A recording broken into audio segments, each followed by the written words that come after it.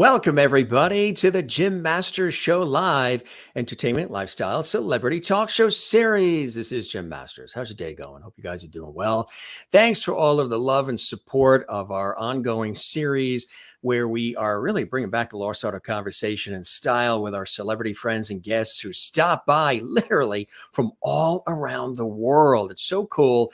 And thanks for all the cards, the letters, the mentions on social media too. We really thoroughly and completely and sincerely thank you so much as you're helping to support what we're doing here, these thousands and thousands of hours of content and guests and conversations and entertainment and surprises and our famous JMS Lovity and everything we do here to connect and to collaborate and to celebrate life with all of our great guests and with all of you watching from around the world. We hear from so many of you, hundreds and hundreds and hundreds of you every single week. Write to us, contact us.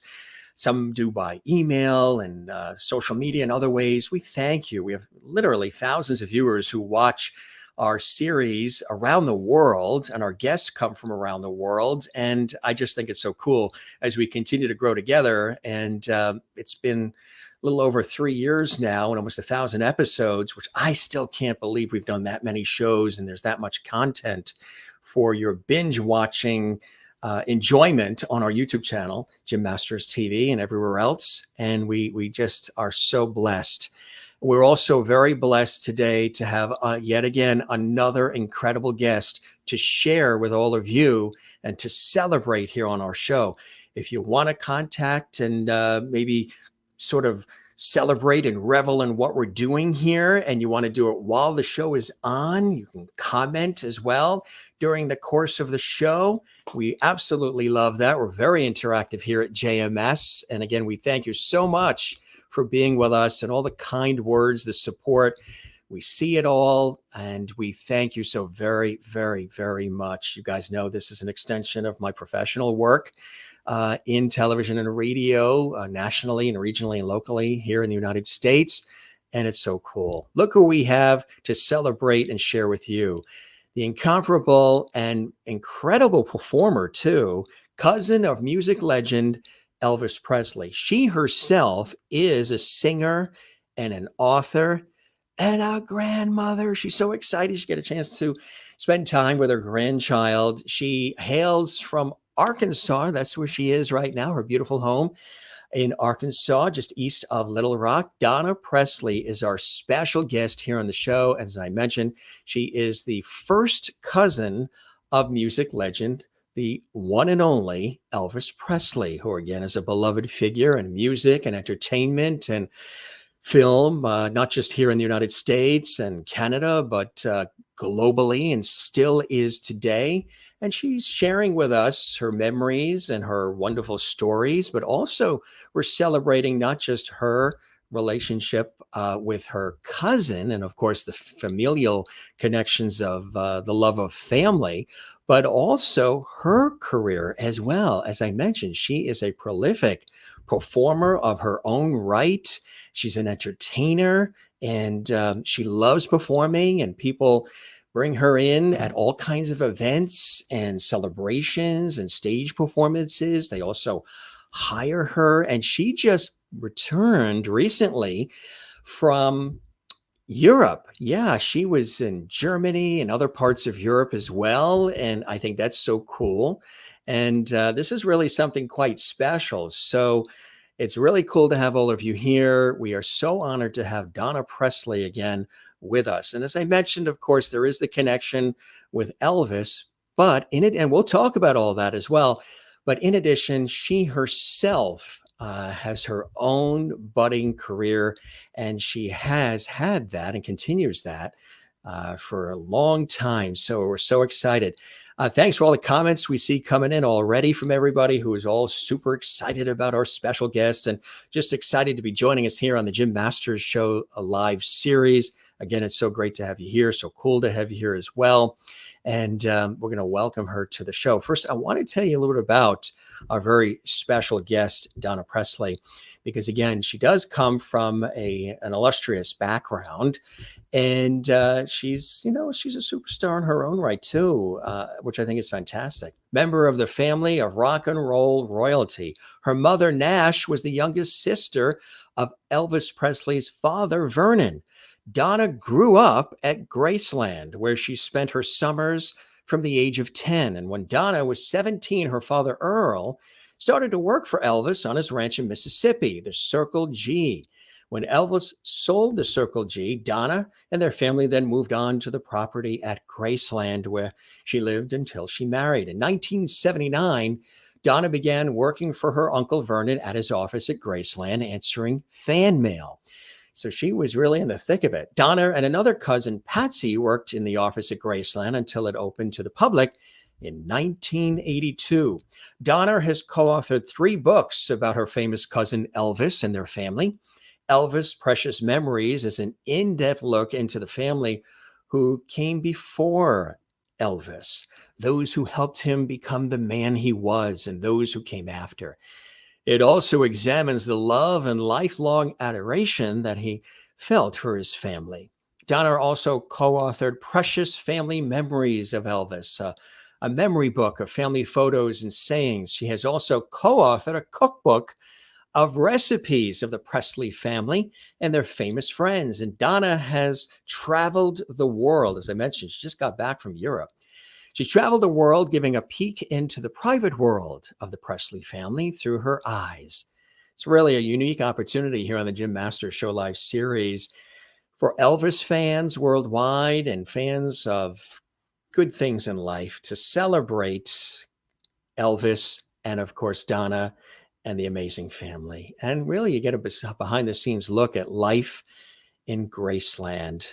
Donna, again, lives in Arkansas and right there in the heart of America. And we're so honored again to have her here on the show. So we're going to welcome her right now. Join me, everybody, in welcoming our very, very special guest to the show, the incomparable Donna. You see that? Look at their eyes. Don't you see? Let's look. Cousins, they look like sister and brother, don't they? On the Master Show, Donna Presley. Well, thank you for that compliment. It's all in the eyes. So it's like, oh my God, you sure they're cousins or sister and brother? Welcome, Donna. It's a privilege, honor, and a pleasure to have you here on our show. Well, it's a thrill to be here, Jim. Thank you. We were just talking about the weather. We're here on the East Coast of the United States, and at the time of this live show, it's 83 degrees and sunny and a light coastal breeze. How about where you are there in Arkansas? Is it a nice 72 or is it a little I only toastier? wish. It's like 100 degrees and no breeze. 100 degrees and no breeze. Hey, see? Talk about songwriting. There's the song. It's 100 degrees and no breeze. Write that down. It's gonna be a hit. We just debuted it here on the Jim Masters Show. So you just returned not too long ago from Europe, right? You were mentioning to me Germany and these other wonderful places. Tell us about that. That's exciting. Well, I was in Vienna. I travel there and I sing with and appear with a gentleman by the name of Dennis Jail. And so I was in Austria, and then we were in Germany, and then we went on the TCB cruise, and which was amazing. It was a 9-day cruise across the Mediterranean. Nice. We left out of Trieste, Italy, and we went to Greece, and we went to Turkey, and I mean, it was very, very amazing, wonderful. And I was on the ship with Linda Thompson and Sam Thompson and people that also backed Elvis up singing. So it was a great time, great reunion. Isn't that incredible? Now, do you find when you do that and you are going around the world that there is still this love for your cousin that is so hard to really define and put in words? I mean, to you, he's your cousin, he's family. There's this whole period of life well before he became this major entertainer, celebrity, film star, rock and roll legend. He's still always your family, your blood, your cousin. It's quite amazing when you go around the world and you still feel the love that comes in your direction for the family, for the history, and for Elvis, right? Oh yeah, I mean, Elvis is as relevant today, if not more so, than he ever has been. He is so loved and adored across the world, and for good reason. He was a wonderful, loving, caring man, and he touched people in their hearts. And when you touch somebody in their heart, they carry you with them forever. And so people raise their children and their grandchildren on Elvis, and so that's why you see Elvis fans today from the age of 2 to 92, and he's still spanning the globe and still spreading that love. And it's an honor and a privilege for me and my legacy to to go to Europe and different places, especially Europe, since Elvis always wanted to tour there but was never able to be able to go there and hopefully bring a spark of Elvis with me, and meet with the fans and entertain for them. And it's tremendous legacy for me to have, and I'm so thankful for it. Oh, absolutely. What do you think it is about Elvis specifically that still resonates with millions of people around the world from really all different cultures, Hmm. backgrounds, and generations as Hmm. well? Everybody has heard about Elvis Presley and wants to know more about him and is fascinated about the trajectory of his life. What do you think it is about him specifically that creates this mystique, this hunger for more, can't get enough of Elvis?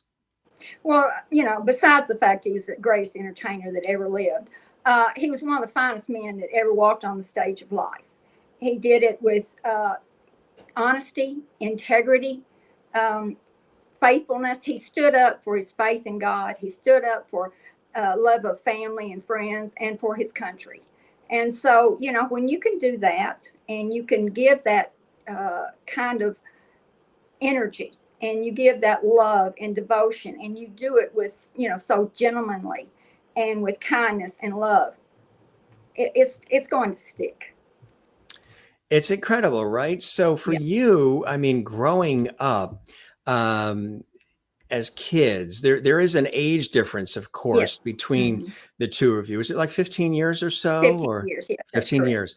So he was already, doing his Famous. thing. Yeah, right, exactly. So what was that like for you, knowing that and having that energy within the family?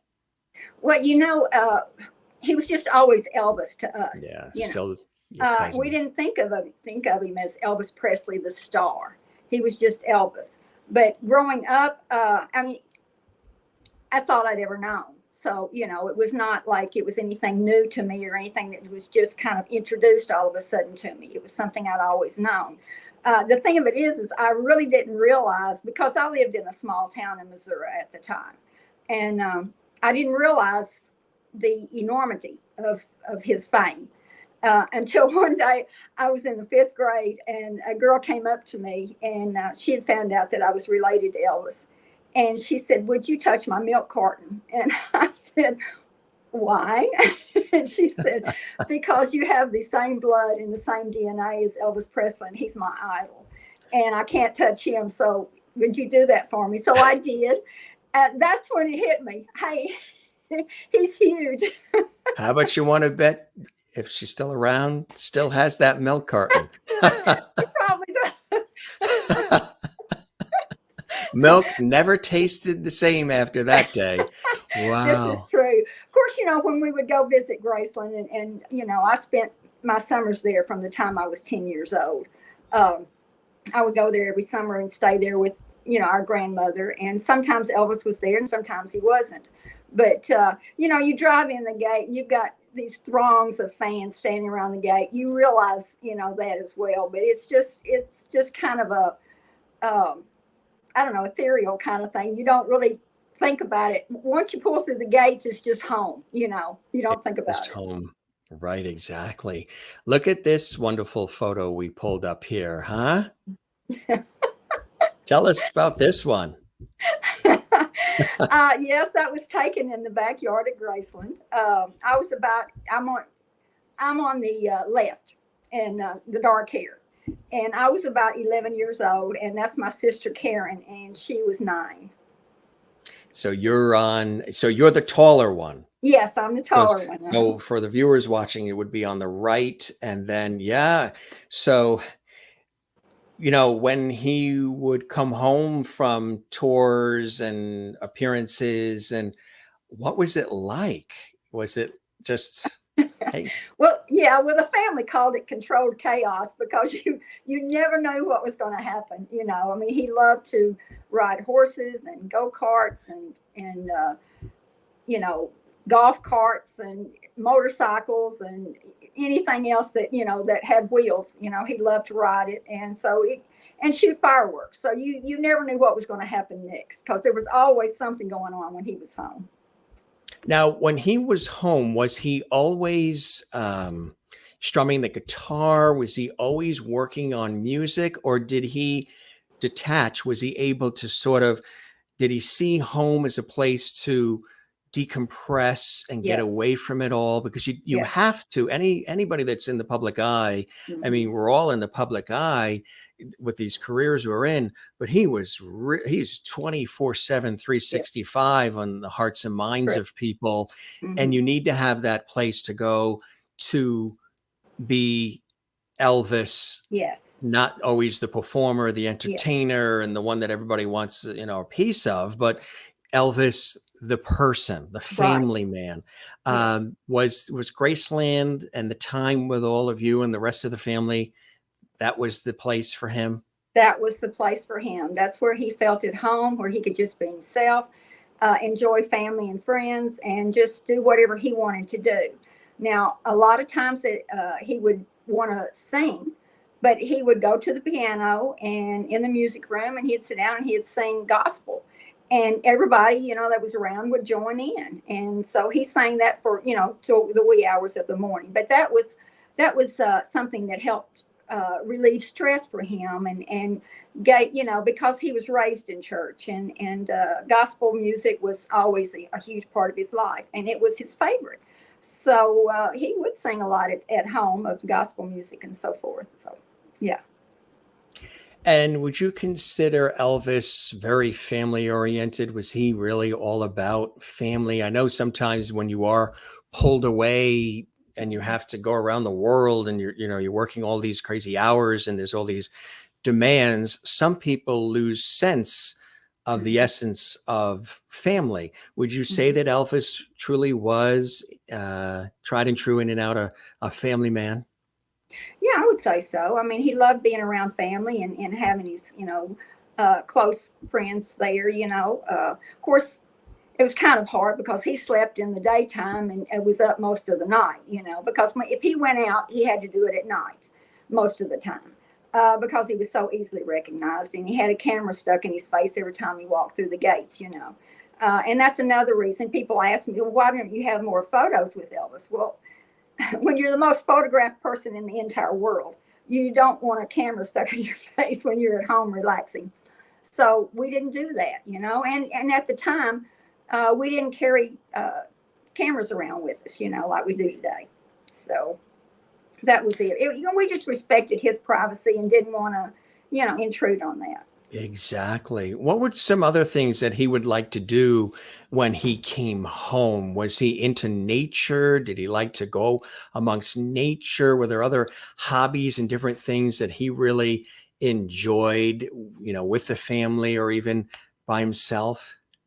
Well, he loved to go down to the swimming pool. He liked to swim. He liked to relax there. Uh, Later, he built a racquetball court so they would play racquetball. And he would ride motorcycles. He had golf carts. He had go karts, and so he'd ride them around and around the drive, or he'd ride horses. He loved to go skating, and so they would skate. And also, he would go to Liberty Land and ride the Zip and Pippin, the roller coaster. He loved that. So there was always something he enjoyed, but it was just really just down home kind of fun things, just getting out and enjoying life and enjoying family and friends. And then he bought the Circle G Ranch, which was Right. at Walls, Mississippi. And that's when my dad started working for him. And so we moved on to the Circle G. And when he sold it in 1969, then that's when we moved to Graceland, to the backyard area of Graceland. That's fantastic. I mean, really, it's so amazing. And you got a chance to see, you know, the younger version of Elvis and to see his career just continue to progress and take Mhm. off from there. Do you, I mean, he has so many legendary hits, so many songs. Yeah. And, you know, you just, when you hear his music, you want to get up and move, you want to shake, you want to dance. And then there's some others that are very, very tender and very Mhm. beautiful and emotional and evoke, you know, emotion in a very precious way. What are some of your favorite, well, what would be your favorite Elvis song? And what are some of the Okay. others that you like? Okay. How Great Thou Art is my favorite gospel song that he does. I love that. Nobody can do it like he did. And I love In the Ghetto, If I Can Dream. And then I love some more of the obscure songs like Just Ask Me, Never Ending, uh, Tell Him Jim Said Hello, things like that. Just I enjoyed those things like that, the more obscure songs that he had.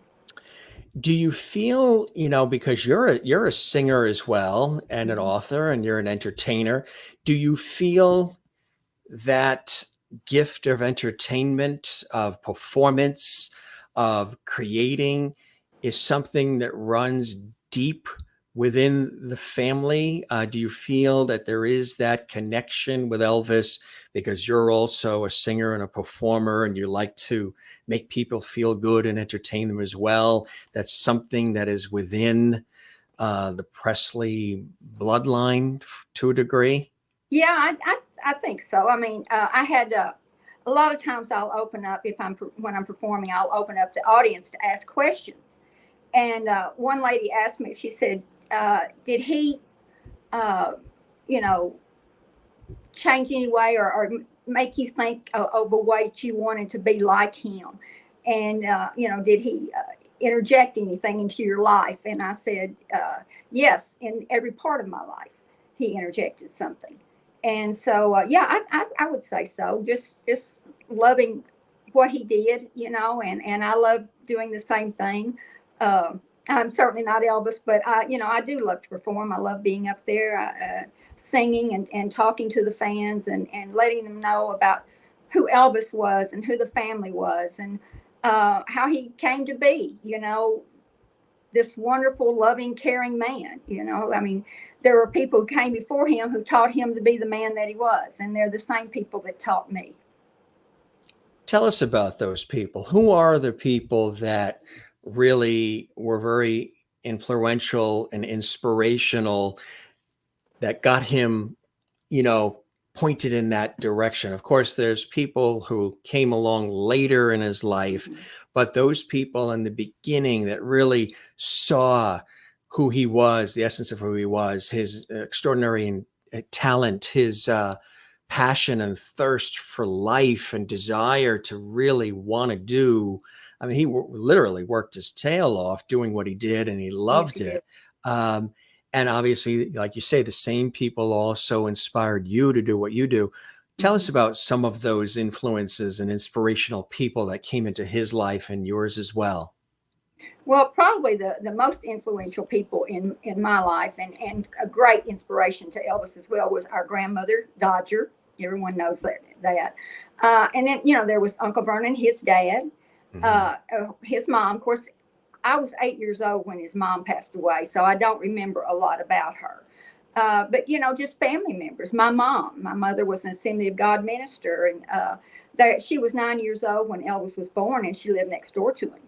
And so they grew up together and they remained close, all of Elvis's life. So, people like that taught him, how to be and to be a gentleman, to be kind and loving and warm and to have faith in God and family values and so forth. So they're the people that I would say were the most inspirational in Elvis's life in teaching him that. And throughout his life, having that foundation of faith in Mhm. God and family, how much of that did he turn to repeatedly throughout his life as the demands of the career, the demands of just being a beloved figure like Elvis Presley started to grow and expand as time went on? How often would you say he was able to turn to and rely on the faith, the family, and that support system to get him through times that can be, a little crazy? These are demanding Mhm. industries, and everybody wants Yeah, a piece of you, and they want you there and do this and let's go, and it can be right. tough. Well, often it's, when he was at home, he would see our grandmother every day. When he was going out on the road, it didn't matter if they were holding the plane for him. He was going to see our grandmother and talk to her and visit with her. My mother, as I said, was an Assembly of God minister. He would invite her over to the house, and they would go up in his room, and they would discuss the Bible for hours.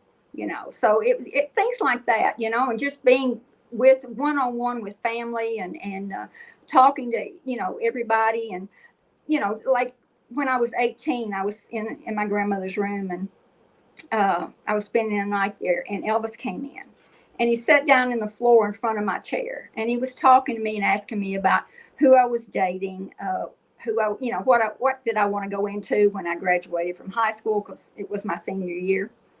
And just things like that, and really interested in what I was doing, what I wanted to do. And he gave me a piece of advice that night that I've adhered to my entire life. And I passed on to my children and my grandchildren. And he said, you can be and do anything you want to in life if you remember these four things. And that is to always have faith in God, always have faith in yourself, be willing to work for whatever you want, and never let anyone tell you that you cannot accomplish your dreams, because I'm living proof that you can. So I've always remembered that. And it's just, I thought, what a great piece of advice from somebody who was the biggest superstar that's ever walked on the planet. Was he at all sort of like a big brother to you in a way? Was he looking out for you? That obviously you didn't get a chance to see him all the time because he was Right, always, the family probably didn't all the time because he was right. always so busy and his career was really True. taking off. But did you see him in sort of that big brother role in a way? He was trying to guide you, maybe give you some advice. And were you, I would imagine, you were able to see the things he experienced Mm-hmm. throughout his life and career, and Mm-hmm. you were able to get a firsthand look at it, and it helped you with your life and career as well, right? Yes, it did. Absolutely. And, it was just uh, watching him and learning from him. And yeah, he was very protective over the family. I remember I was engaged when I was 19. I became engaged to this young man, and so I took him to Graceland to meet our grandmother. Well, Elvis was home, and he and I were sitting out in what is now called the jungle room, and Elvis walked out, and he came over and said, "Hey, Donnie," which is what he always called me, was Donnie.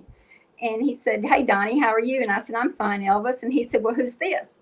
And I said, "This is my fiance." And so Elvis shook his hand, said, "Hi, I'm Elvis Presley," and so forth. And he asked the young man, he said, "So when are you and Donnie getting married?" Well, the guy was trying to be cute. I mean, I understand where he was coming from. But anyway, he said, "When she can support me into the style which I've grown accustomed." Well, I knew that wasn't going to. I saw this muscle right here twitching in Yeah. Elvis's chin, and I thought, this isn't going to end well. But he Wasn't was. it usually the lip that did the twitch? Well, when he became angry, it was the chin, The that chin muscle in the twitched. chin. But anyway, he said, "Oh, okay." And he said, "Well, nice to meet you." And he left. Well, the next morning, I get a phone call, come to Graceland. So I pretty well had it figured out what it was about. So I walked in, and I walked in our grandmother's room. And I said, you called me? And she said, yes, I did. Said, Elvis has a message for you. And he didn't want to give it to you because he's afraid it'd make you cry. And I said, okay, what is it? He said, there was no way in this world he's going to let you marry that guy. So I said, okay. She said he was very upset, said, no way I'm going to let her marry this guy no matter what I have to do. So I broke up with him. Good decision. That's it. Elvis That's said, it. this is what, Well, I thought he had more life experience than I did. So I thought, well, I better listen to him. And was that the case oftentimes where because he had the life experience, you were able to follow the lead a little bit? Yeah, yes, absolutely. Yeah, he was an inspiration, but also he was a guiding light. And watching him and seeing how he maneuvered, through life and through people, and because not everybody is your friend, and Yes, you learn that as you go and along. in this business, it can be tough, Yeah, So yeah. I've tried to learn from his experiences, and just from watching what he's done. Who are some of the other folks that who did he look up to? Were there other entertainers, other artists, other performers, other people that he may have expressed to you that he admired along the way? Even maybe people that came before him? He really liked Roy Orbison. He Mm, really liked him. There were several people that he really enjoyed listening to, and so forth. And he had a jukebox, and so I would listen to it a lot of times. And he had people like Brooke Benton, and his I think his favorite female artist was Anne Murray. He mm, loved her. He said she just sang so effortlessly. yes, So yeah, yes. yeah, there were people that he really enjoyed listening to. Yes.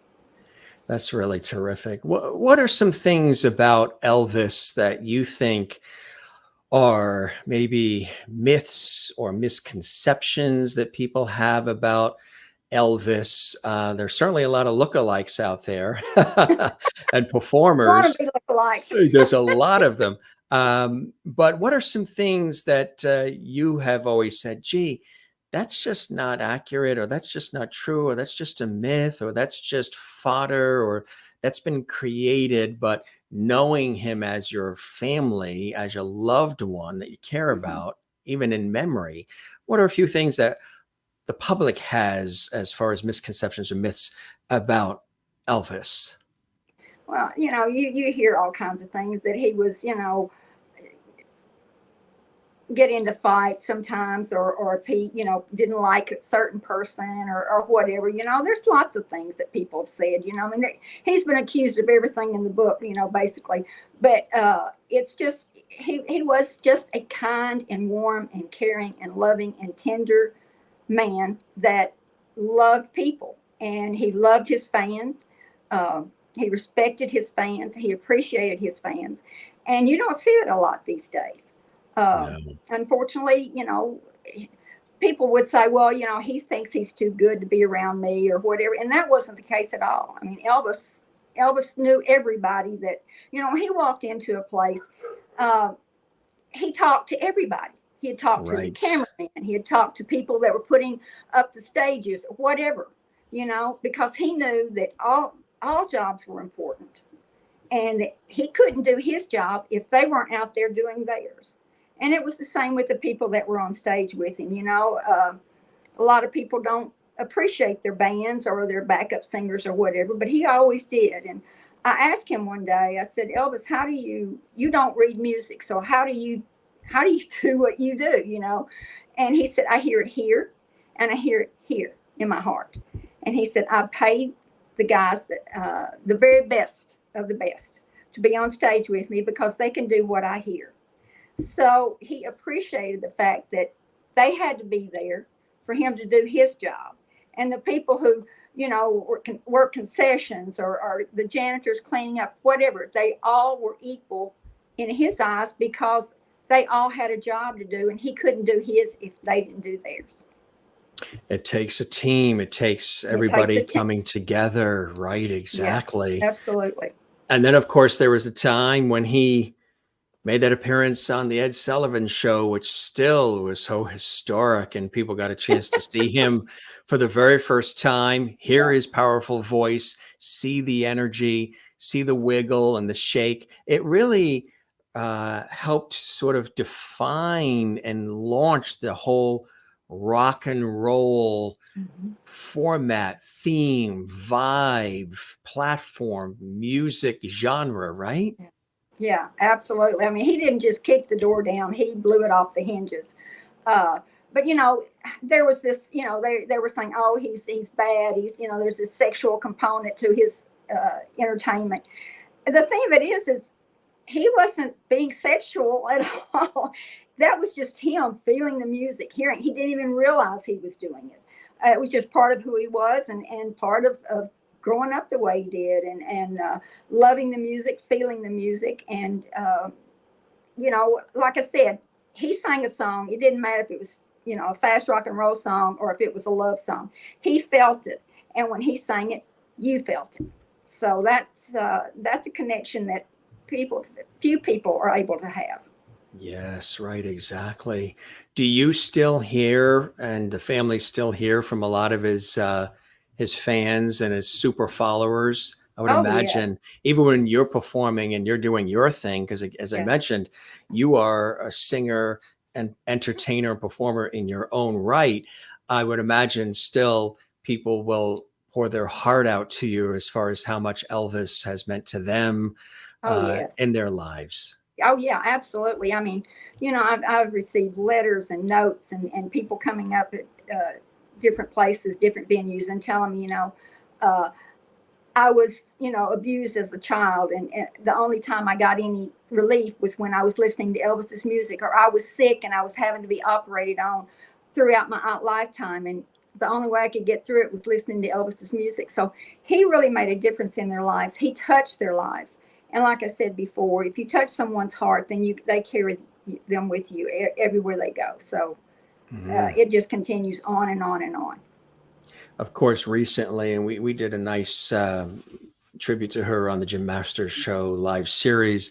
The recent passing of Lisa Marie, of Yeah. course. What was the relationship that you had with Lisa over the years? Well, when she was young, I would see her at Graceland and so forth. But I after Elvis died and they opened it to the public and all, then they closed down the office, and so I didn't see her so much. Didn't see her. But when she was such a beautiful girl. I mean, she was her daddy dead out in every way, and so Yeah. talented, and such a wonderful, loving mother, and really touched people's lives in her own right. So it was not only a tragedy and such a, I don't know, it was like I couldn't believe it, that, Shocking, very shocking. Yeah. yeah, very shocking. And the thing of it is when you lose someone like that, even though she and I weren't close and didn't spend a lot of time together or anything like that, uh, through in the later years, you're always family, and you always love them, and you want to spend time with them, but it's not always able to do that. But when she passed away, I mean, it's like a string uh, that's pulled. Yeah. One goes, and then you not only are you mourning that death, but then you're reliving every death before that. And so Isn't that it, amazing how that happens when it somebody really passes is. away? It brings up all the other Yeah. loved ones and friends who have passed previously. Yes. So it was quite hard. I was in Austria when I found out, and I had just come off stage, and someone called me and told me what had happened. So it was a real shock. I just couldn't believe it. Well, of course, our love and condolences to you and the entire Presley family and loved ones, on that very premature loss. Well, thank you very much. But it was a loss to the world as well, because she was so Yeah, amazing. profound. You could feel it, and it as they were living through and experiencing the loss of Lisa Marie, it was bringing back the loss of Elvis, of her Oh, absolutely. father. Yeah. You saw a lot of different tributes, and you saw photos and film and video of them when they were Mhm. together, and she was a little girl, and Yeah. with Priscilla, of course, as well. Mhm. How about the relationship with Priscilla Presley as well, who, of course, was obviously well known of her own right as Mhm. well? Mhm. I ran into Priscilla at the guest house at Graceland about 3 years ago. We had a brief conversation that was very nice, but I don't see her very often. If we just happen to be in the same place at the same time, is usually when I see her. So, you, as I mentioned, are a fantastic entertainer yourself. Oh, well, Tell you're us very about thank your uh, music and how you first got started. Uh, was this as a kid? Were you doing this as a kid? Were you you. No, singing around the house and hitting the pots and well, pans yeah, I with mean, the we always baking sing, spoons and all that, yeah, or in church and church? church and things like that, we would all sing, and of course the family would sing, but it wasn't anything that I intended to go into. It just kind of happened that way. What I sing is Elvis's music, and because as I said, when I travel, I talk about Elvis and I talk about the family, and so of course they want to hear Elvis's music. I do, a tribute song here and there to him as well, but it's all about Elvis and his legacy, and so I sing his music, and the fans love it because it brings him back, and uh, they enjoy it. They sing along, and we have a great time. So it's awesome. So there's a lot of interactivity with Yes, the yeah, uh, with the fans, huh? yes, absolutely. Do you ever do a Q and A with them too? Do they ask you? Must ask all kinds of questions, Oh I would yes, imagine too, huh? often yes. A lot of times I will open up the audience and let them ask questions. So yes, That's terrific. That's very interactive, and people like that. They feel very valued and appreciated when they you do. Yes, do that, right? yeah. It is. That's It's fun, and some of the questions are very, are amazing. And it gives me an opportunity to go into in depth about whatever it is that they're asking for. And of course, I have gotten a few marriage proposals, but that's yeah. that's always funny too. But Yeah, I don't doubt, right? So, people, when they hear Graceland, they think of it almost as this mystical, magical place, almost not like a Disneyland, but just this wonderful place. I mean, for folks who've been there, because they did open it to the public, Mhm. the grounds are beautiful and they're well kept, and the mansion is beautiful. Um, Initially, wasn't there something where he sort of wanted you to come live there, but his mother wasn't didn't say yes right away, kind of thing? Tell us about that.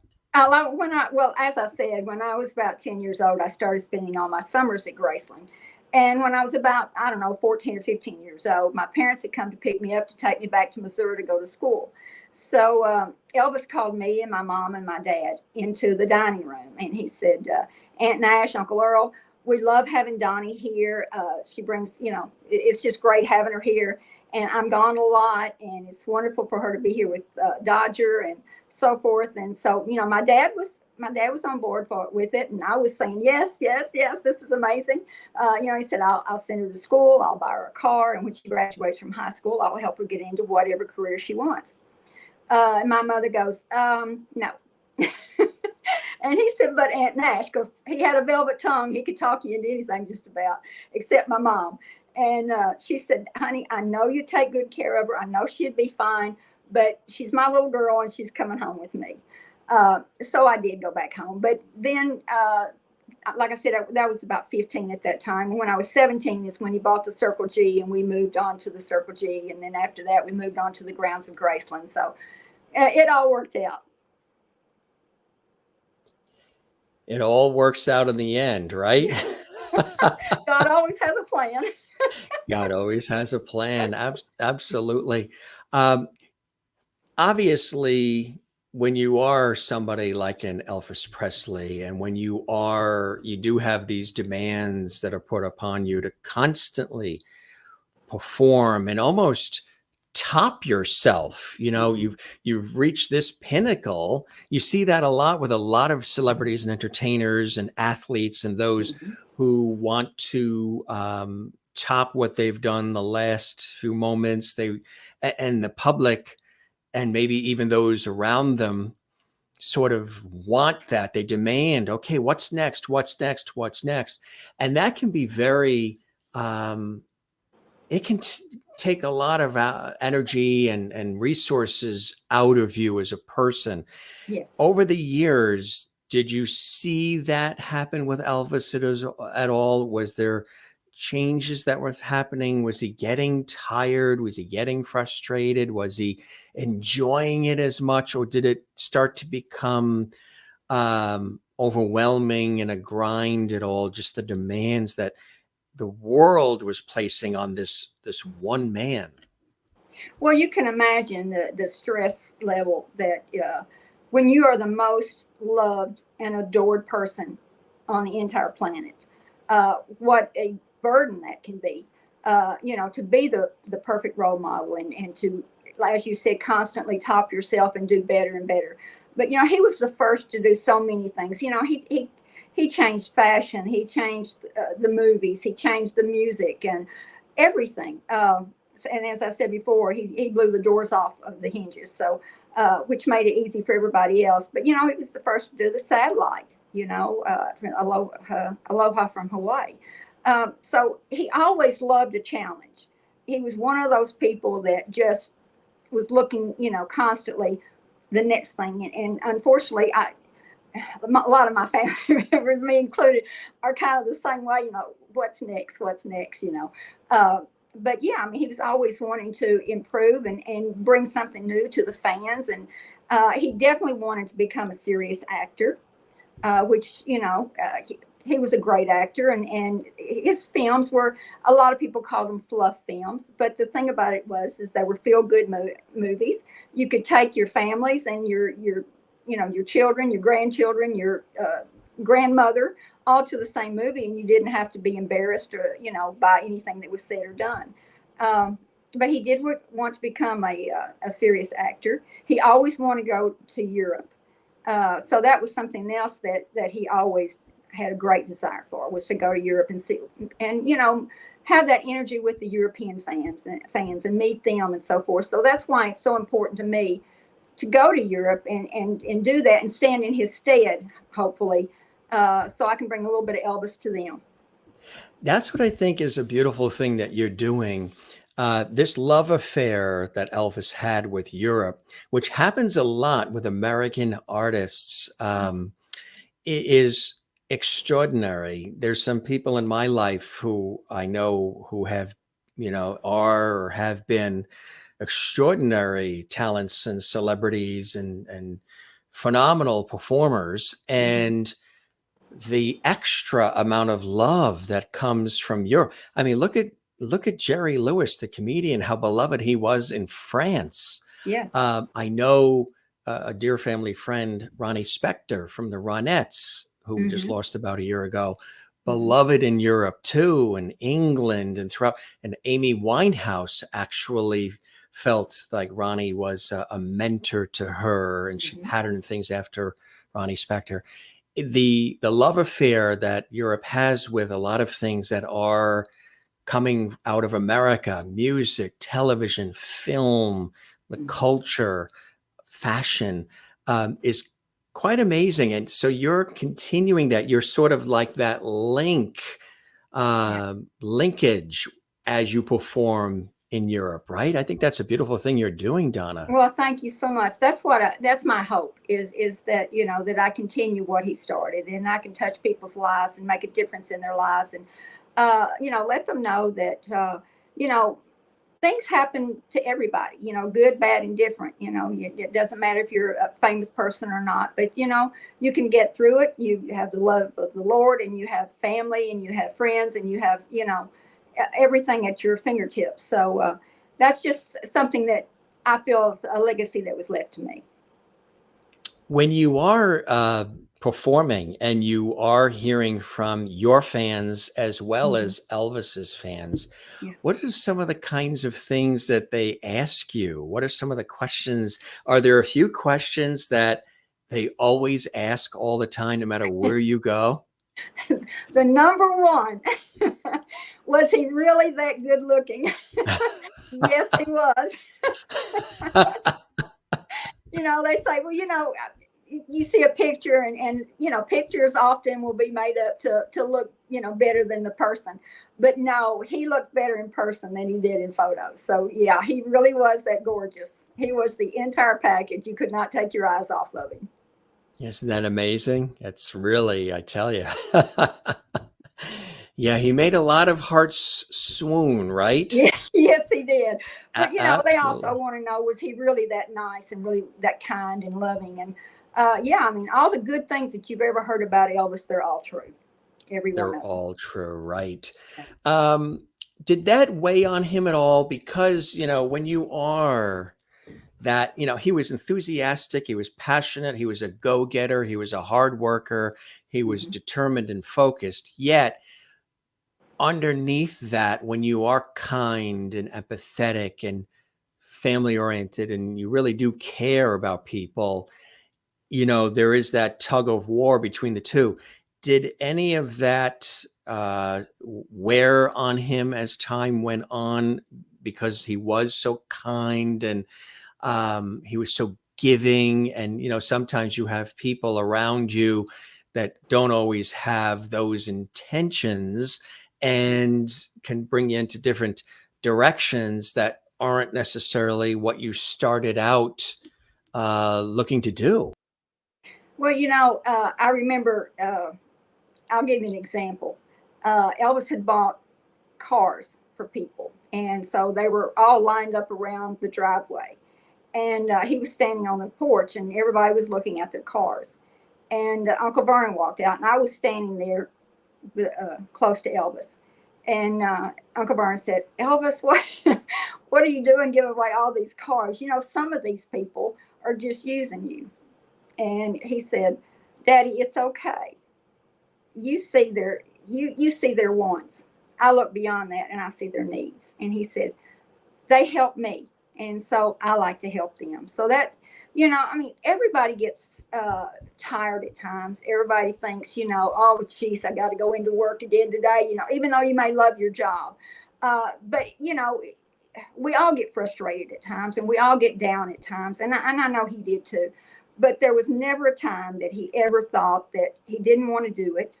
Uh, Never a time that he thought it's too much. I can't handle it. I can't handle all this pressure. Um, I know one time my mother told him, she said, "Elvis, you're not well, honey. You need to go in the hospital, and you need to, just cancel this tour."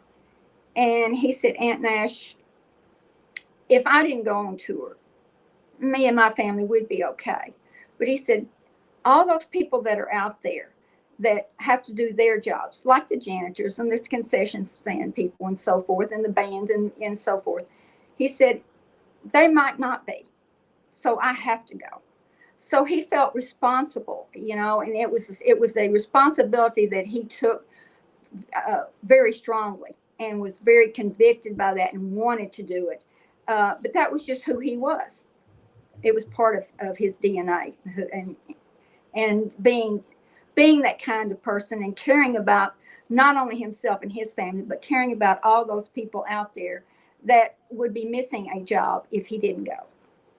That's so beautiful too. And I think super fans realized that he was that kind of Yeah. person and they were able to sense that in him. He also, and you could see it in his movies and just in um conversations and interviews and things of that nature and performances that he was a witty guy. He had Oh, a he was funny very witty. funny sense of humor, Yes, quick yes, he did. wit, right? He didn't Yeah. always take himself so seriously. No, no, no, no. He had an awesome sense of humor, and sometimes it was, I guess you could call a bit dark sense of humor. But we all have that.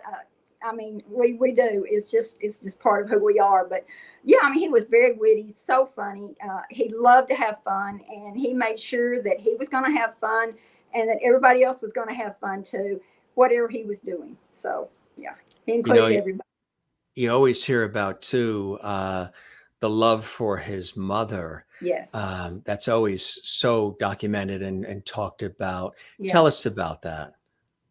Oh, he did. He adored his mom, and when she died, then, a part of him died as well. And, I've lost my mom too, so I understand that. And there's not a day that goes by, and she's been gone a long time now, that not a day that goes by that I don't think about her. And then I think, well, I wish I could call mom and talk to her or whatever.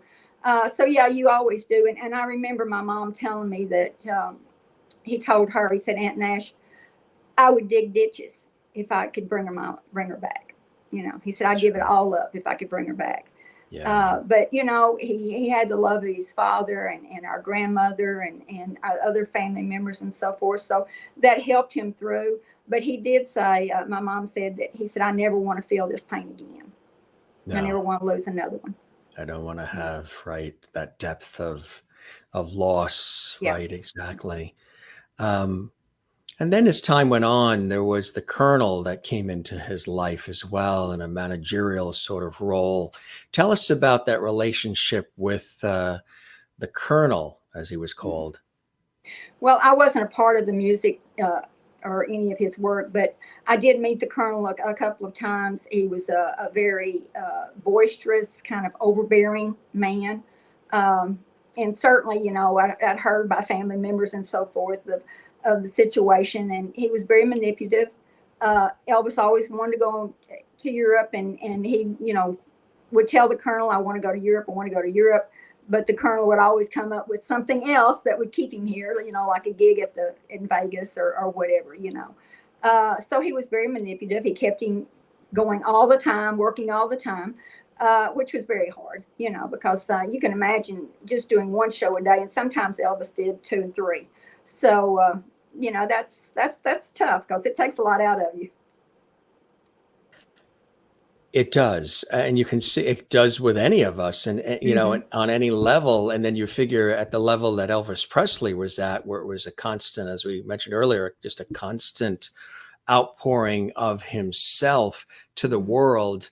And of course, as time went on, it takes a toll on your health, right? And within the family, I think there's heart related issues that sort of, you can connect all the dots, which happens a lot when you look at families and genetic histories, and that sort of over time came into play with his life. Right? Yes, that's true. So many of the Presley family members have died with congestive heart failure. My mom did, Uncle Vernon did, my grandmother did. So it is genetic. It's just part of your DNA and who you are and so forth. But there were a lot of heart problems in our family, and and Elvis had glaucoma. He had twisted colon. There were so many things that someone living the lifestyle that he lived. Like sleeping all day and up all night and traveling so much, and it takes time when you travel and you're doing a show and so forth, and then you come home. It takes a while to get everything regulated back. So when you're doing it constantly, it can be very, very tough on you. And, over time, it does take a toll, like you said. And I remember, everybody remembers the day when they heard on the news that he had passed. And that was like the world had stopped. Yeah. I mean, I'm trying to think as far as coverage from media and from the world, maybe Michael Jackson, Lucille Ball, Princess Diana, folks of that nature, that celebrity level, that there was this mass continued outpouring of loss and grief, and just people were really expressing stuff. John Lennon, I would imagine, as well, Yeah. where there's the coverage specials and look backs and retrospectives. that was a real historic moment on so Yes, many it was. different levels, but on a for everybody that's a fan, but for the family, even more so. Oh yeah, uh, very hard. It left a hole in our lives and that's never been filled. Um, but I was at home with my children. I have two sons, and my mother called from Graceland, and she was crying hysterically, and she just told me, she said, "Pray for Elvis, pray for Elvis." And I said, "What's wrong? What's wrong?" And she said, "Just pray for Elvis." So, being raised in a faith-based family, I immediately gathered my two sons, and we went to the living room, and I knelt down and I started praying for Elvis. And um, I didn't know what I was praying for, but I knew he needed our prayers. So I started praying, and about 20 minutes later, I get another phone call, and it's my mom again, and she's just inconsolable. And I could barely understand her, and she said, "It's too late, honey, it's too late." And I said, What are you talking about?" She said, "He's gone." And she said, "Come to Graceland." So I immediately acquired a babysitter, and I went to Graceland. And I walked in the back door, headed to our grandmother's room, and Uncle Vernon was sitting in a chair beside her door on the phone. And I went over to him, and I knelt down in front of him, and I hugged him, and we were crying. And I told him, I said, "Uncle Vernon, I'm so sorry, I'm so sorry." And we were all heartbroken. And he said, "I just don't know. I just, how can we live through this life without him?" And and from that day on, I watched him grieve himself to death, literally, because every breath he took was ragged and jagged, and like it was his last breath. So he died that day too. He just lived a little bit longer. That I can relate to that because that happened to an uncle of ours. We had a cousin that passed, cousin Ray, or they used to call him Ray Ray. He had Raymond was his name, but everybody called him Ray Ray. And he had passed suddenly at 42 of an aneurysm and in the bed while getting up for work. And he slumped over on his wife, and it was instant. And my uncle saw the folks come, ambulance, EMTs, and take him out of the house. They happened to be, the aunt and uncle were there, staying there when it had happened. So he saw his son, who was very close to at 42. They had a lot of similar interests, gardening and horses, and they were just very, very similar people. And to see his son be taken out on a stretcher and then just be suddenly gone, it was very traumatic. He never got over it. We even Hmm. think he might have had a little bit of a nervous breakdown. Hmm. And it was so incredibly deep for him, so extraordinarily deep. And this may sound strange for some, but the family understood. Um, my aunt was able to, though her legs almost gave out going into the funeral home and everybody had to hold her up.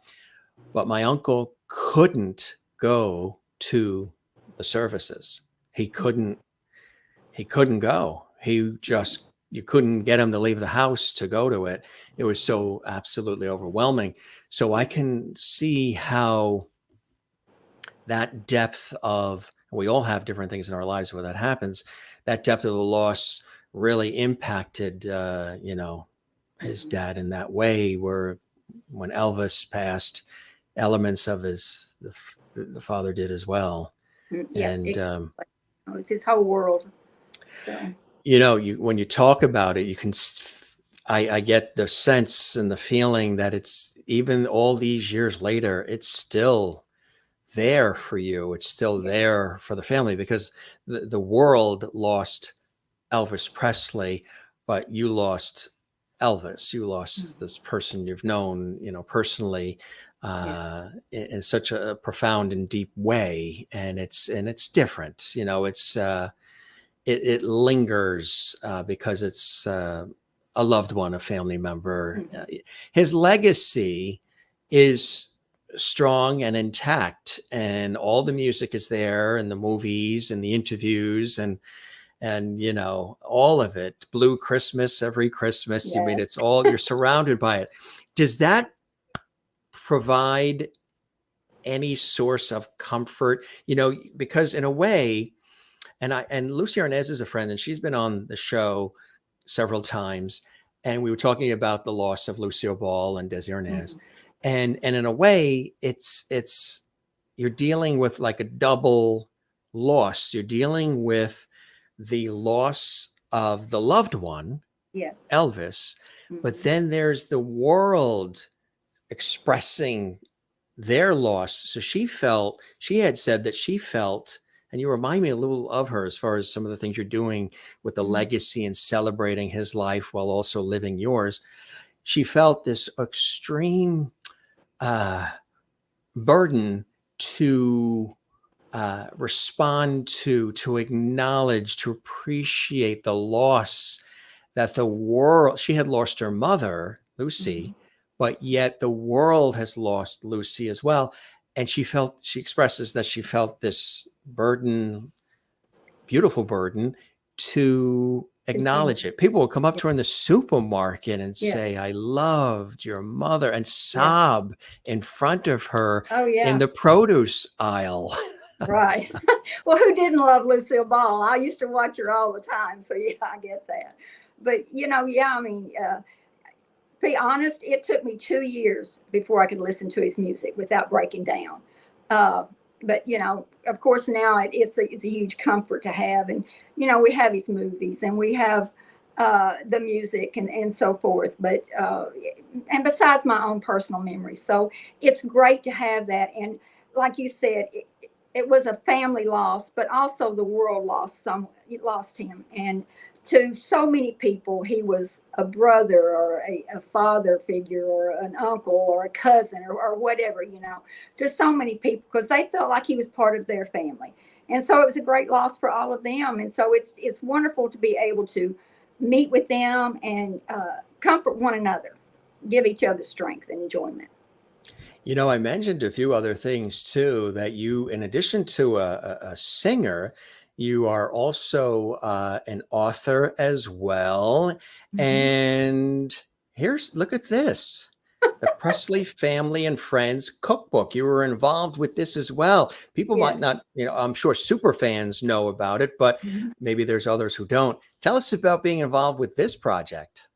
Well, it was a lot of fun. We had personal recipes, and we'd get them from friends and family members. But also, there was a few famous people that were in the book that we would ask them what their favorite recipe was. So we just kind of compiled that with stories from fans, and I mean, and even fans were allowed to put some in there. But stories of how Elvis touched their lives and so forth. And so we would tell a little story along with the recipe. So it was a lot of fun, and I'm very proud of it.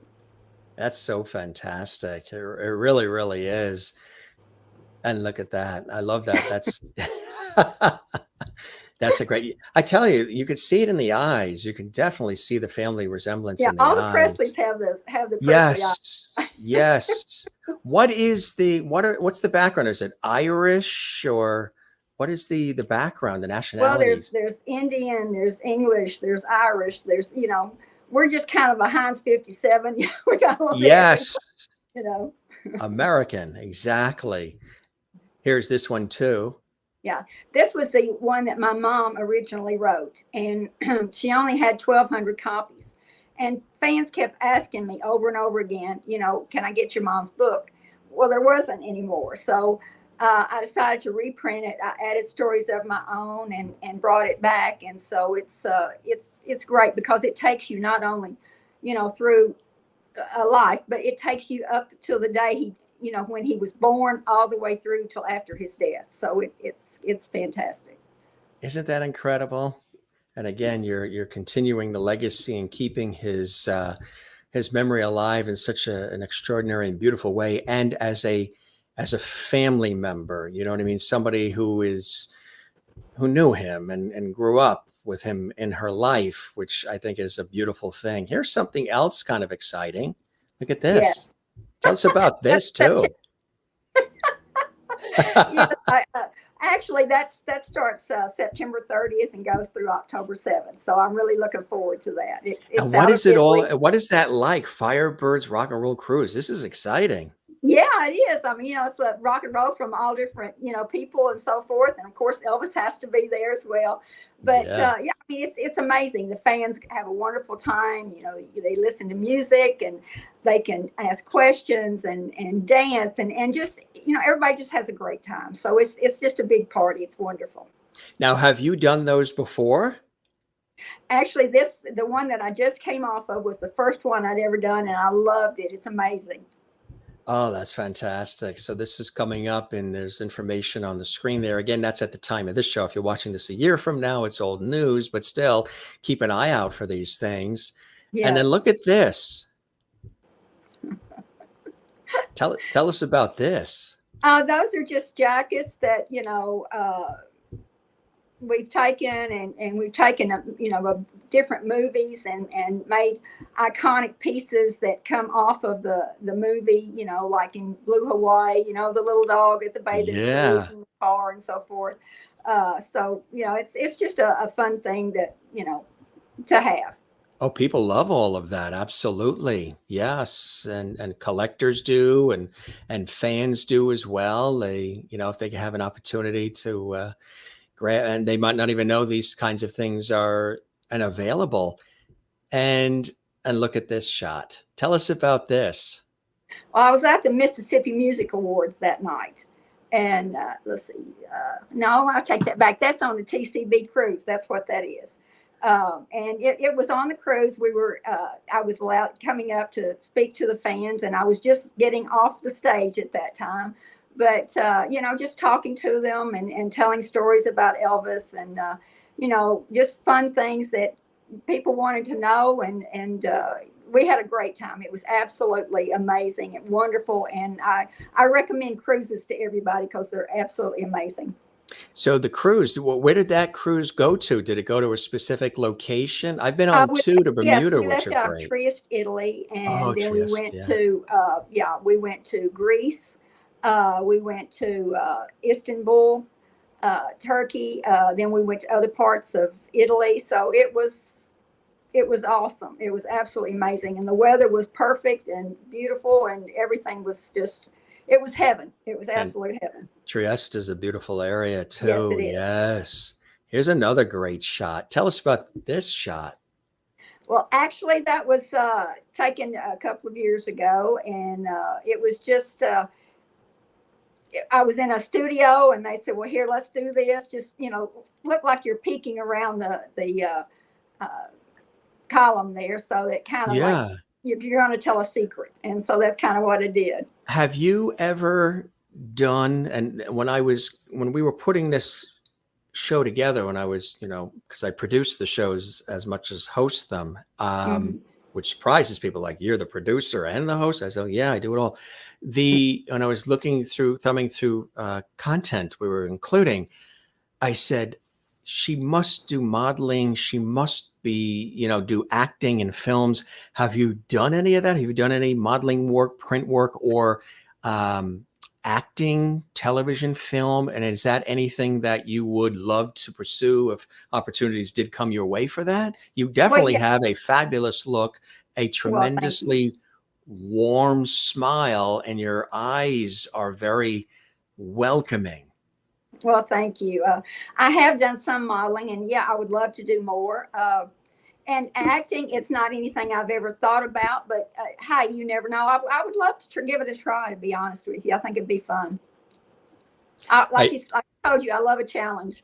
You like see that's within the Presley Yes, lineage, right? it is That's indeed. He passed it on to us. he passed it on.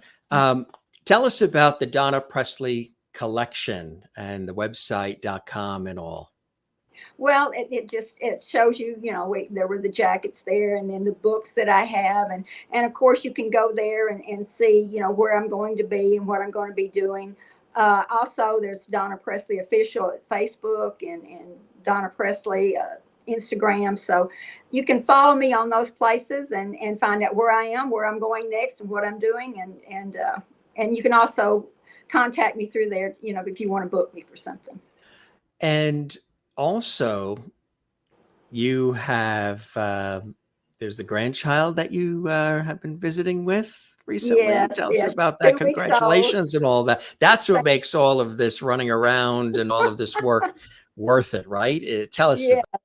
yes. She's actually my seventh grandchild, but yes, I mean it's yeah, she's precious, and we named her Ellie Kay Aaron, and Aaron, of course, is brought down from Elvis because I named my oldest son Aaron after Elvis, and so they named her Aaron as well, just to continue it on.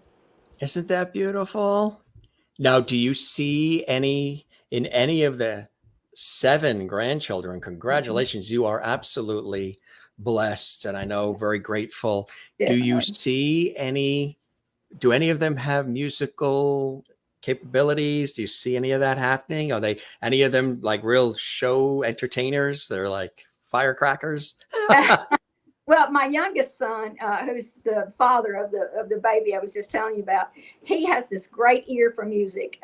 He's not a singer or anything like that, but he loves music, all kinds, and he can listen to just a few notes of a song and tell you what it is, who sang it, what year it was made, that kind of thing. And he's just an encyclopedia of knowledge about things like that. But actually, none of the others have been interested in it. I tried to get my oldest granddaughter interested in it, and she wanted to be a nurse. So she's a nurse, and she's helping people a different way. What are some of the others doing? Yeah, what they've pursued other careers, right? Yes. Yeah. My oldest son is a farmer. He farms about 3,000 acres. And then my younger son he's a physical therapist assistant. So he's helping people another way. And then my oldest granddaughter is a registered nurse. She works in the emergency room. The others are hairstylists, a dental hygienist, and then the rest of them are in high school. So good, solid, it starts at the home. I've always said that. It really does start at the home and the foundation and the faith. And you yourself, like you mentioned, Elvis's strong faith. You too have a very deep faith too that carries you through, doesn't it? Absolutely. I couldn't make it through a day without it, without God in my life, I'm telling you.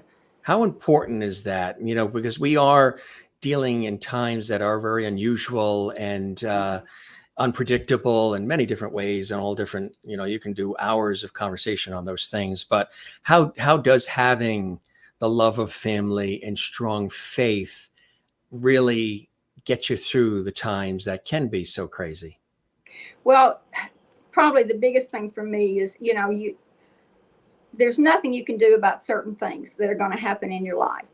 But knowing that God has you in his hands and he is in full control, and everything's going to come out according to his will.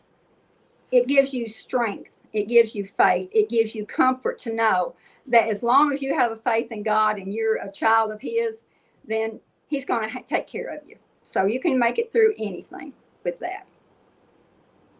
What would you recommend to somebody who's watching, who's thinking about going into the industry as an entertainer, as a performer? You do it, but you've also lived through this whole experience through Elvis and others through your entire life. There was somebody I had on recently who had said, look, if you want to go into any of these kinds of industries, acting, performance, singing, anything, journalism, whatever it is, you got to be all in. You can't be 50. If you want 50% to be an actor or singer or what have you, and the other 50% wants to be an accountant, you probably should be the accountant because it's going to demand 100% of you. What would you say to somebody that is watching, knowing the ins and outs, living it, experiencing it on levels that most people haven't had a chance to experience unless they're doing it directly themselves? I would say, first of all, the 4 things that Elvis told me to start with when I was 18 is have faith in God, faith in yourself, be willing to work for what you want, and don't let anyone tell you that you can't accomplish your dreams, because you can. But also, I would tell them to get close to people, the people that are closest to you, that love you and that are with you now and that are on your side and are supportive of you now.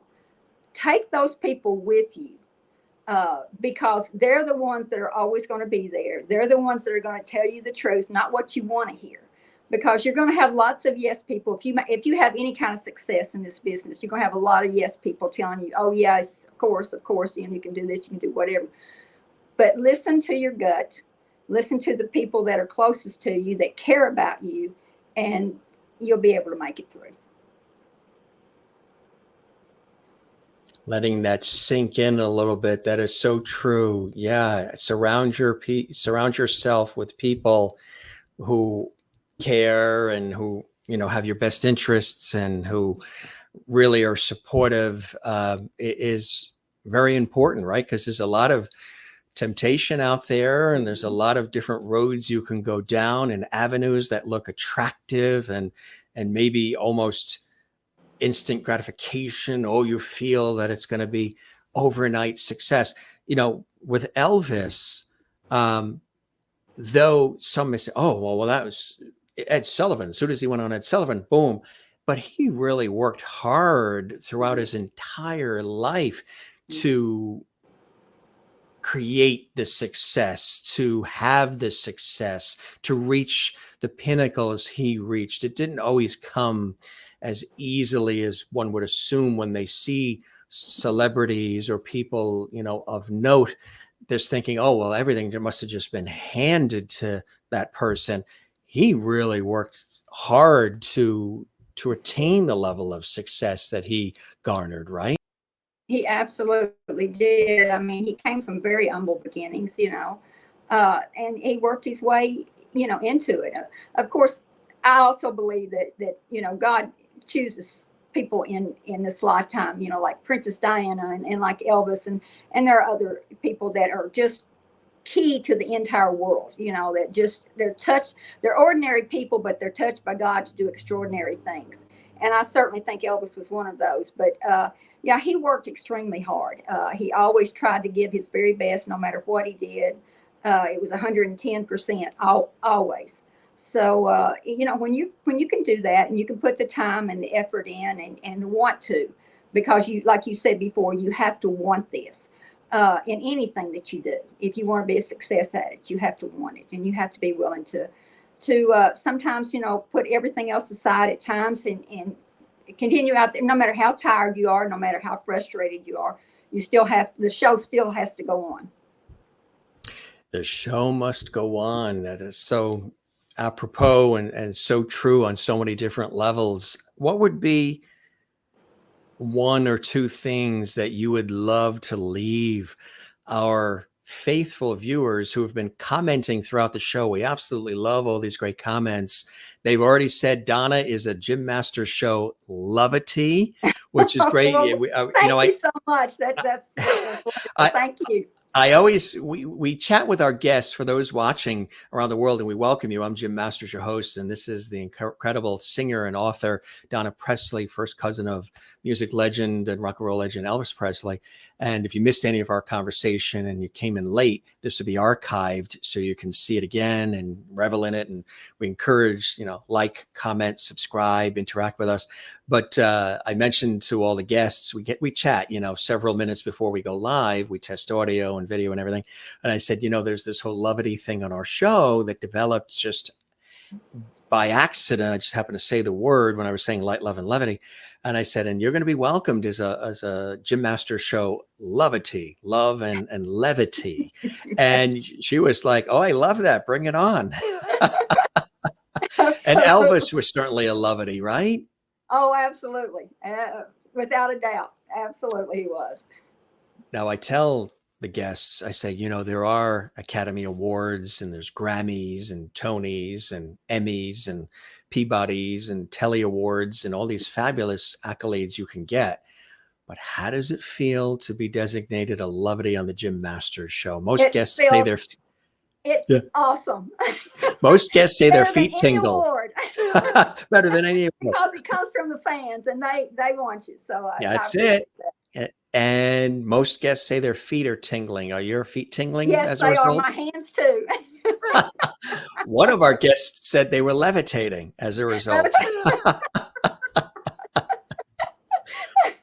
That's the other thing too, right, Here Donna? I go. She's levitating. See? Now that's an entertainer. That's a performer for you. You say levitate, she levitates. And she'll do it on her mark too. She's in the mark with the light. How much do you love performing? You really love it, huh? I really do. I mean, there's nothing like being out there on stage and you know, getting the energy, you know, from the fans and the band with you and the backup singers and so forth. You know, everybody up there is, you know, is a family, and they're performing and doing stuff that they love, and you know, being able to share that energy and that love with the audience. It's amazing. It's absolutely wonderful. If you I weren't, recommend it. you recommend it. If you weren't doing that, what would have plan B been? What would be what other things do you like to do? Well, let me tell you. Put a pot of coffee on, folks. She's going to tell you right now. Before I did this, okay, I owned a funeral home and crematory. You did? I was a co-owner of a funeral home and crematory. Yes, I was. See, so they were dying to get in, and now they're dying to see you. It all, you know, it's all linked together. But you know, it's funny because I was telling Linda Thompson when we were on the cruise, she was asking me about. She said, "Well, what did you do before you started doing this?" And I said, "Well, actually, I co-owned a funeral home and crematory." And she said, "You know, Elvis would love that." I said, "I know, right?" So when you hear people tell you, people in the industry, peers, or even, you know, fans say things like, "You really killed it tonight," it has a different meaning for you, doesn't it? Different meaning. It's close to home. But you know, how are you able to do that? I've always wondered, I've asked people that do that kind of work, that are EMTs and nurses and doctors and police officers and firefighters, who are working with, you know, situations that aren't necessarily working at a botanical garden. Mm-hmm. Where's that there's an empathy there. There's a care there, because you are dealing with raw emotion with the family. Absolutely. And so much more. So obviously that is something that's within you, that even doing that very important, valuable work, you were expressing the essence of the care that it takes as a person, you know, of your faith and your background, to tend to the needs of the family at that very important time in their lives, right? Yeah, yeah. I mean, really and truly it is. And you know, when I was doing it, you know, when someone passes away, the family, you're seeing them at some of the worst times of their life. And if you can give them, you know, some peace and serenity and comfort, you know, then that's an amazing thing to be able to do. And to, you know, when you take this person back to the funeral home and you're preparing them and so forth, that's the last act you can do for them as well. And so you really take a lot of pride in it. You want to be there for the families and let them know that someone else cares. And so it's a tremendous thing. I enjoyed it while I did it. You know, it wasn't something that I started out to do. It just kind of, you know how life works, you know, when you're planning your life, God has a plan for you. So it doesn't always work according to what you want, but it just kind of I kind of fell into that, but you know, I loved it. And then when I was decided to move on, I moved on. So if you ever see our illustrious guest, Donna Presley, perform in concert or what have you, be sure and say to her, "Knock 'em dead." because she will absolutely love that. I will know exactly what you're talking What you're talking about it because what you're talking about because you heard it here on the Jim Masters Show. Absolutely. What would be one, before we conclude, what would be one, and then there's some wonderful comments that have come in from our guests, our viewers, and we thank everybody who's been so interactive and commenting in our Lovity Hall chat room, and we'll show some of those as well.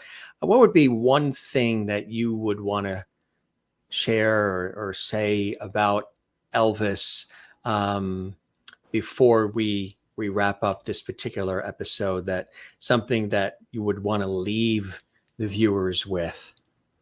Well, I would say that whatever you do, whatever you go into, whatever career or whatever, always treat people with kindness and with respect. Elvis always did. And, you know, what a better world it would be for us. And, you know, my mom always used to say, you're the only Bible that some people ever read. So make sure that your actions and your life speak well of you, and that you can touch other people's lives and you can bring them joy. And when you're contemplating something, you know, your head might be into it, your heart might be into it, but as a dear friend always told me, if you just listen to, sometimes your head's not right, sometimes your heart's not right, but listen to your gut. Your gut will always tell you the truth. Your gut will always tell you the truth. That's right. Mm-hmm. If that taco doesn't go down right, your gut will tell you the truth.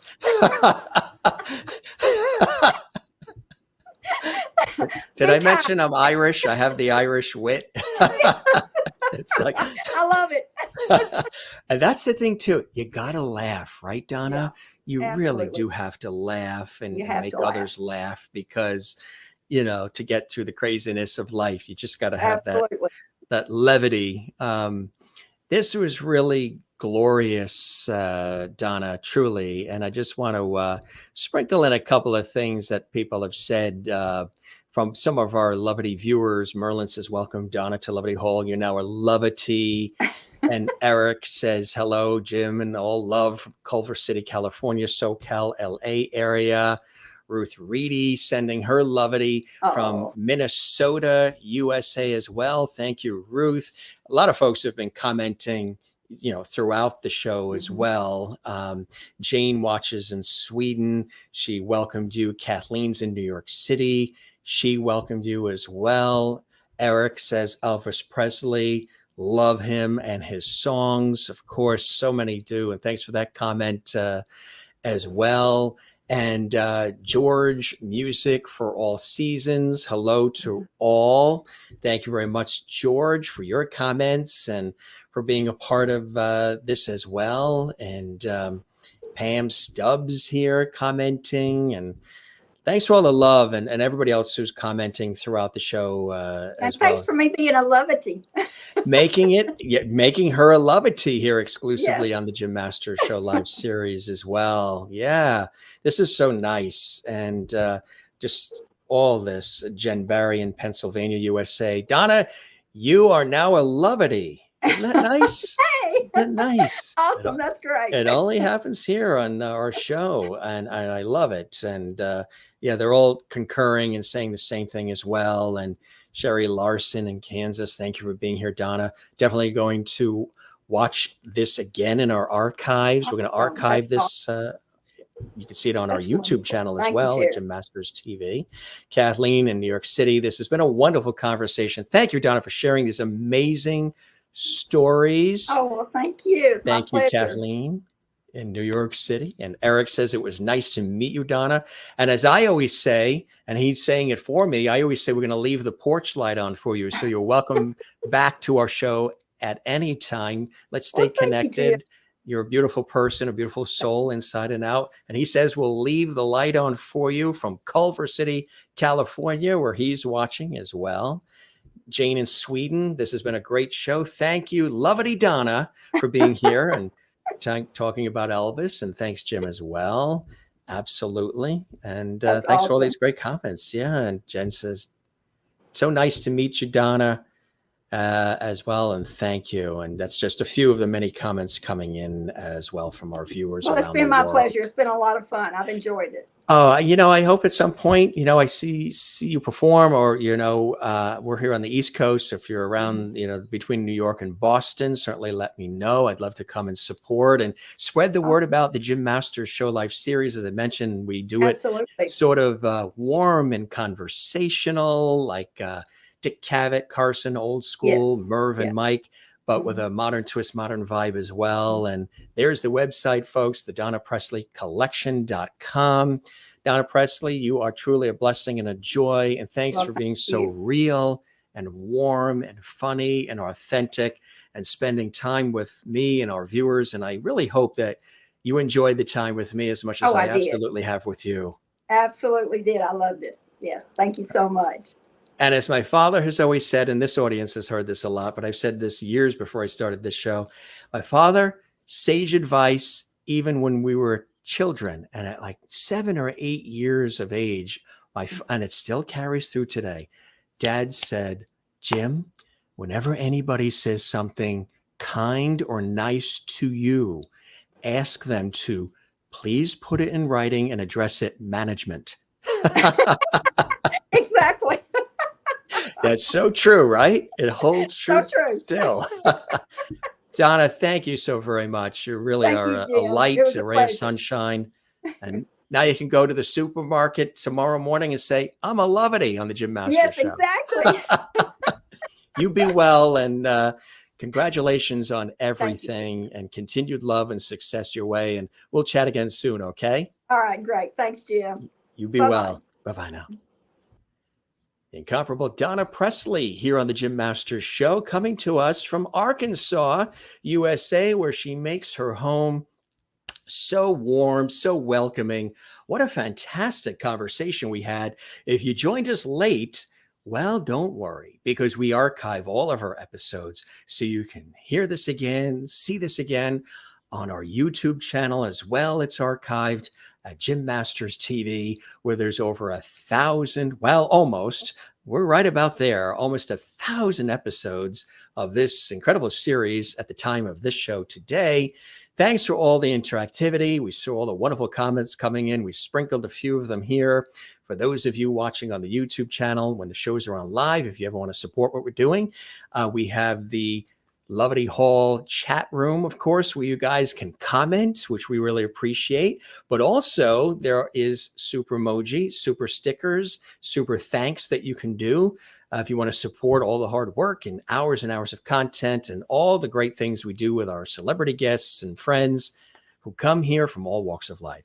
Now, if you are a super Elvis Presley fan, maybe you got a deeper appreciation of the man and his music and the family dynamic. Maybe you only heard what you saw or heard, in media, newspapers, whatever.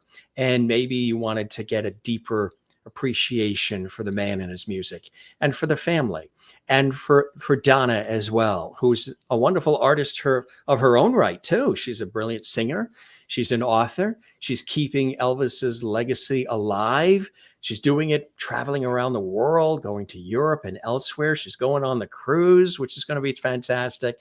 She's authored books about it all. She's got, the Donna Presley Collection.com with memorabilia and all kinds of wonderful things because, she understands and appreciates the love that people have for her cousin, for her as well. And that's why I wanted to make sure I didn't want to just talk about Elvis, because Donna is a wonderful singer and author and a genuine person herself. So we wanted to introduce you to Donna as much as we celebrate the legacy of Elvis Presley as well. And I think we captured all of that on this exclusive episode of the Jim Masters Show Live. So whenever you hear that Donna Presley is performing, make sure you get your tickets, or maybe check out the cruises and other things as well, whether you're watching here in the United States or Canada or around the world. And of course, gives you a deeper appreciation, as I mentioned earlier, for the iconic Elvis Presley, who, as we talked about, worked very hard, really cared about people, was a genuine person and a loving person. and you got a chance to hear a little bit behind the scenes about the family dynamic and the love of family and the faith-based component that gets people through. Donna mentioned the love of family and her family and the faith-based component that gets her through life as well. All of that is so invaluable and so important in life. And whatever that may be for you, it's important because life can be crazy and can be unpredictable. Elvis Presley, reached the pinnacle, and we saw him through his life, and his legacy continues today. All the music and the movies and all the hours and hours of footage are out there. So binge on some of that as well. Again, we thank Donna for being here. The DonnaPresleyCollection.com is the website. Now, if you enjoyed this episode, one of many we have here on the show, there's something that we invite you to do and hope you'll do. Give this episode a thumbs up, like. There's a like icon that really helps us grow, that gets this episode and all the episodes you enjoy seen by even more people, millions around the world who follow what we do, who love the Jim Masters Show series and all this great content for you guys to enjoy. Give it a thumbs up, like. Do interact with us. Leave a comment on the actual channel right under the episode. Leave a comment for us as well. And if you haven't subscribed to our channel, well, the show is the Jim Masters Show Live Entertainment Lifestyle Celebrity Talk Show series, and the channel on YouTube is Jim Masters TV, and everywhere else that you get an opportunity to enjoy what we're doing here at the Jim Masters Show. So thanks for the comments. Thanks for all the interactivity. Thanks to those of you joining us live here as well. We know, and I sincerely appreciate, because I'm a busy guy working, in broadcast media and everything that I do.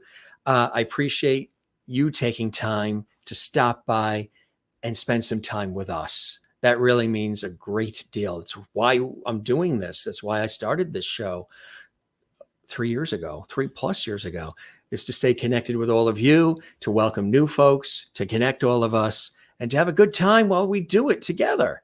And have these amazing guests like this. Kathleen Walker, watching in New York City. Thank you very much for the super sticker and that nice blue. Yeah, we got some nice sunny blue skies out here today. A beautiful day here along the coast. Thank you, Kathleen. You're so supportive of the Jim Masters Show Live series. We appreciate that. Thanks for all of your kind words as well. And again, those of you who do take the time to leave comments, who follow us on social media. I'm at Jim Masters TV on Facebook, Instagram, and Twitter. And of course, the YouTube channel is Jim Masters TV as well.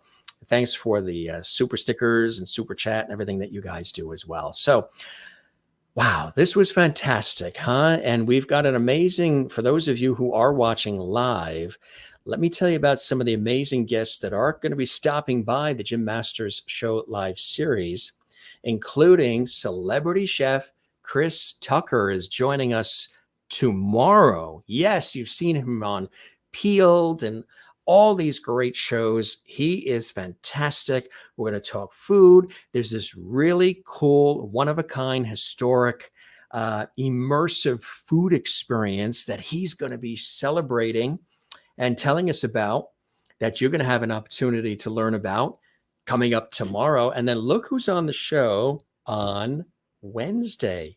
Ryan Cassidy, brilliant actor, author. Ryan Cassidy is the son of Shirley Jones and Jack Cassidy, the brother of Sean Cassidy and Patrick Cassidy, half-brother of David Cassidy.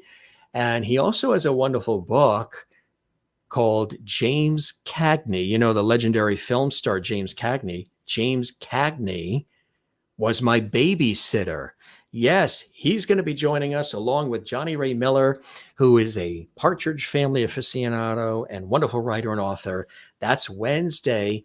That's going to be amazing. Ryan Cassidy, Hollywood royalty, joining us as well, and more Hollywood royalty. Tina Cole is going to be with us on Thursday. She starred as Katie Douglas on My Three Sons, the legendary sitcom from the 60s. She's also a wonderful singer as well actress, singer, and author. And she's got a new book, her memoir, her autobiography, My Three Lives. And she's going to be sharing that and a lot of behind the scenes stories and tales. Tina Cole, the brilliant actress, again, known from the series My Three Sons, is going to be with us on Thursday, and so many more incredible guests that are joining us here on the Jim Masters Show live series. Once again, we thank Donna Presley, our special guest today on this episode of JMS, cousin of music legend Elvis Presley, a wonderful singer and author in her own right, stopping by and sharing her wonderful personal stories exclusively here on our show of her relationship with her cousin, his iconic career, and the ups and downs and what it was all like, and still celebrating and reveling in his memory. All for you right here on the Jim Masters Show live series.